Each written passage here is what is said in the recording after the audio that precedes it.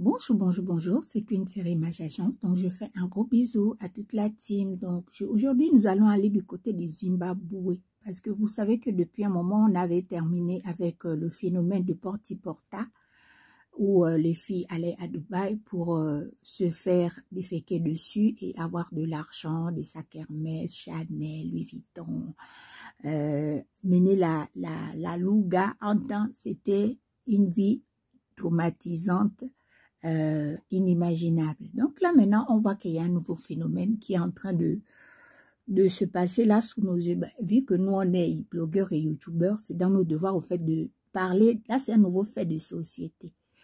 Donc on a vu que il y a des gens qui vont au Zimbabwe pour vendre certains de leurs organes.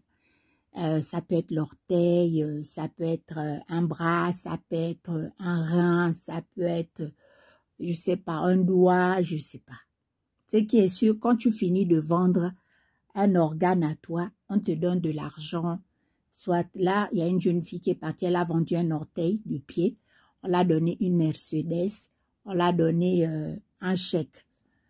En fait, moi, la question que je voulais poser aux gens qui font des choses comme ça, qu'est-ce qui n'a pas marché dans vos vies?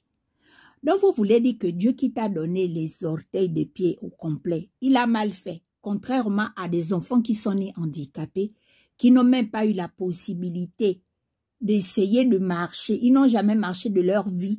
Et puis toi, on te donne tous les organes des pieds et des mains.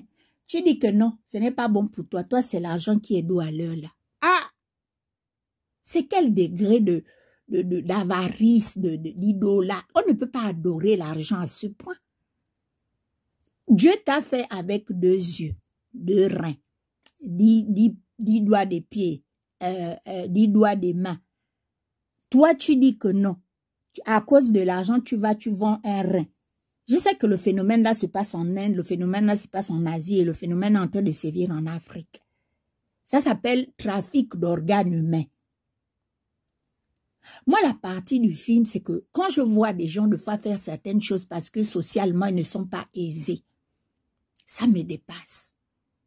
Il y a des gens qui naissent aveugles, qui sont devant les mosquées, qui naissent infirmes, aveugles, sourds, muets. Et ils ne vont pas vendre leurs organes. C'est toujours des gens qui sont bien portants qui font ce genre de choses à cause de la cupidité. Vraiment, ça me dépasse. Je ne sais pas si c'est moi qui n'aime pas trop l'argent, parce que moi, il y a des compromis, je ne vais jamais faire. Il y a des choses, quand je vois de fois certaines filles ici, là, s'agiter, je ris, quoi. Je vais vous raconter une histoire. Quand j'étais étudiante, tout fraîchement arrivé, donc j'avais une copine à moi qui était à l'internat. Et puis, quand c'était les vacances, on se retrouvait chez elle dans son appartement dans le 11e arrondissement de Paris. Ça, c'était comme notre QG où on allait, si on doit aller en boîte, si on doit sortir. Et moi, à l'époque, j'habitais en Île-de-France à Maison-Lafitte.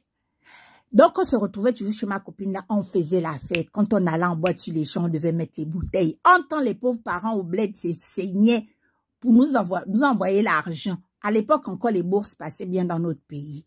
Ben là, maintenant, c'est peut-être un peu plus compliqué. Maintenant, un jour, la copine me dit que, c'est ça, aujourd'hui, on n'a pas l'argent pour mettre les bouteilles. Parce que, vu le pays là où moi je viens, quand on va en boîte, le minimum, c'est de mettre des bouteilles pour être dans un carré VIP. Parce qu'on ne supporte pas d'être debout ou bien de boire un seul verre. Ça, c'était dans la mentalité de l'époque, puisque j'étais étudiante, j'étais jeune. Donc, maintenant, elle me dit, non, t'inquiète pas, on a un gaou. Donc, il y avait un papa qui draguait sa collègue à l'internat. Maintenant, on a fait genre comme un petit tapé d'eau. Mais c'était pas un vrai tapé d'eau, hein. C'est-à-dire, elle avait le numéro du papa là. Et le papa là, à l'époque, était conseiller d'un chef d'État ici, où on est. Donc, c'est comme ça qu'elle appelle au papa. Elle dit que bon, Sugar Daddy, à quel niveau?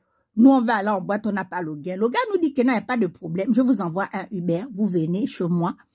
Vous papotez juste avec moi et tout. Donc, il nous envoie le Uber, on est venu, on a papoté avec le papa. Là, il ne nous a pas touché. On a bu, vous voulez boire quoi, tout. Après, nous, on disait au papa là que nous, on veut se mal en boîte. Tu dis quoi? Le papa là a dit qu'il n'y a pas de problème. Il nous a donné l'argent. Il a dit, allez-y en boîte. Mais quand vous allez finir la boîte de nuit, il faut que parmi vous 4, il y a une qui revienne chez moi. Maintenant, le papa là a dit que c'est moi. En tant que moi, je ne connaissais pas le papa. Là, c'est ma copine qui m'a amené. Donc, comme on voulait tellement aller en boîte, on est parti.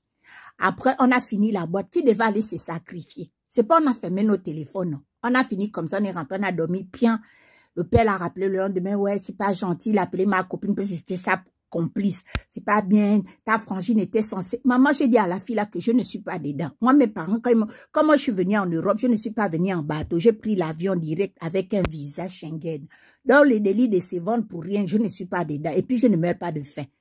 Donc, c'est comme ça maintenant que le papa maintenant comprend que ça ne dépend pas de ma frangine, ça dépend de moi. Maintenant, il m'appelle, il me dit, ouais, moi, je comprends pas.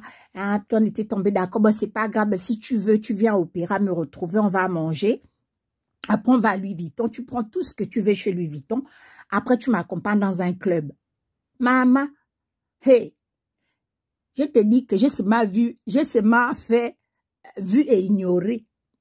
Après, j'ai bloqué l'opéra là. Parce que c'est pas mon mode de vie, au fait. C'est pour ça que je dis que c'est pas parce qu'on vous... C'est pour ça que quand je vois souvent les filles là, oui, mais toi, tu n'as jamais su, il y a des propositions. Maman, nous, on a vu des propositions ici, là, c'est le feu.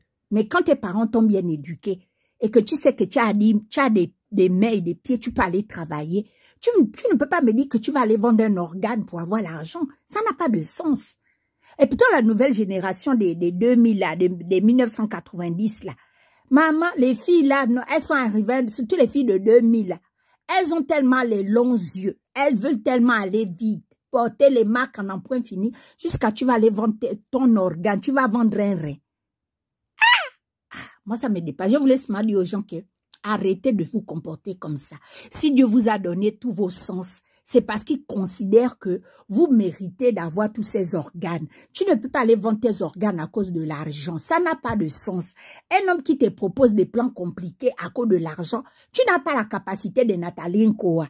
Elle, il y a des choses qu'elle a pu supporter. Vous-même, vous avez vu qu'à la fin, elle n'en pouvait plus. La pauvre était brisée. Il a fallu qu'elle se reconstruise, qu'elle apprenne à travailler. Aujourd'hui, c'est une femme autonome financièrement. C'est pour vous dire que l'argent facile, elle n'a jamais profité. Ton âme ne dort pas. Tu es tout le temps tourmenté, traumatisé. Arrêtez de chercher la vie facile. Quand tu as 2 bras, 2 mains, tu vas, tu travailles. C'est tout. Les filles qui aiment dire qu'il n'y a pas le travail au bled. Le travail, même si tu vends l'eau glacée, c'est le travail.